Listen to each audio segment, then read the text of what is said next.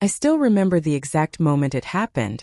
The conference room was packed, everyone's eyes on me, and she, my wife, stood there holding that stack of papers like a weapon. "Effective immediately," she said, her voice cold and precise. "You're no longer employed here." I froze. The words didn't fully register at first. I blinked, searching her face for a hint that this was some kind of cruel joke. But there was nothing. No hesitation, no softness, just the sharp certainty of someone who had made up her mind. People murmured around me. A few stifled gasps, some awkward shuffles of feet. My heart pounded like a drum, and my stomach twisted. How could she, of all people, do this to me here in front of everyone? I wanted to speak, to demand an explanation, but my voice stuck in my throat. And then, almost instinctively, I reached for my phone. A message from her appeared. "I'm sorry, Wasim. You left me no choice." No choice. Those words echoed in my mind as the humiliation washed over me. I wanted to hate her. I wanted to scream. But beneath the anger there was something else, confusion. A gnawing doubt that maybe I had done something wrong. For days after, I replayed every interaction, every argument, every look. She had been distant lately, more distant than usual, but I convinced myself it was stress, workload, nothing personal. I'd missed the signs. Or maybe I had been too blind to see them. It started with small things. A phone she never let me touch, texts she would quickly delete, excuses about late meetings that didn't make sense. I questioned myself constantly. Was I imagining things? Was I paranoid? Then came the discovery. A friend of mine, someone I trusted, accidentally sent me a screenshot, her laughing over a dinner with someone else. Not a coworker. Not a friend. Someone I'd never met before. My stomach dropped.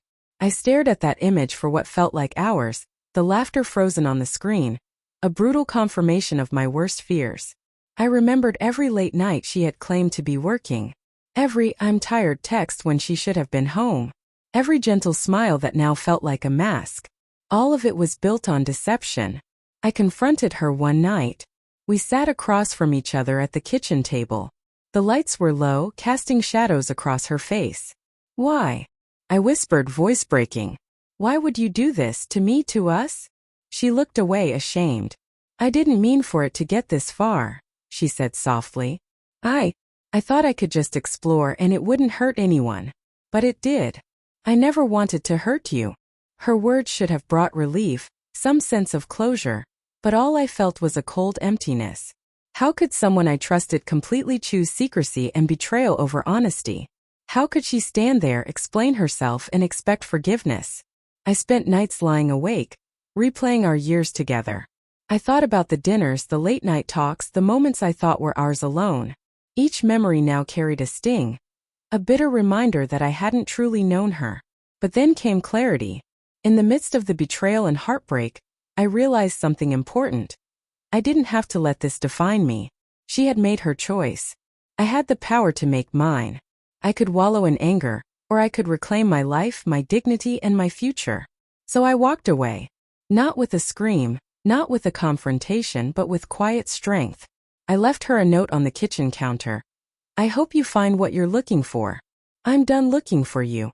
That night I felt the first true sense of relief I'd had in weeks. The pain was still there, raw and unrelenting, but it was tempered by something stronger. Self-respect, clarity, and the knowledge that my life didn't revolve around someone willing to betray me so completely. In the weeks that followed, I rebuilt slowly. I found new work, reconnected with friends I had neglected, and spent time rediscovering who I was outside the shadow of her choices. The memory of that public firing would never fully fade, but it no longer had the power to destroy me. Betrayal had come into my life like a storm, tearing apart everything I thought I knew. But I survived. I learned that dignity isn't something given. It's something you reclaim, even when it hurts, even when the world is watching. And in the end, that quiet reclamation was my revenge. Not vengeance against her, not anger, but the simple, unshakable truth that I could continue on, whole despite everything she had done.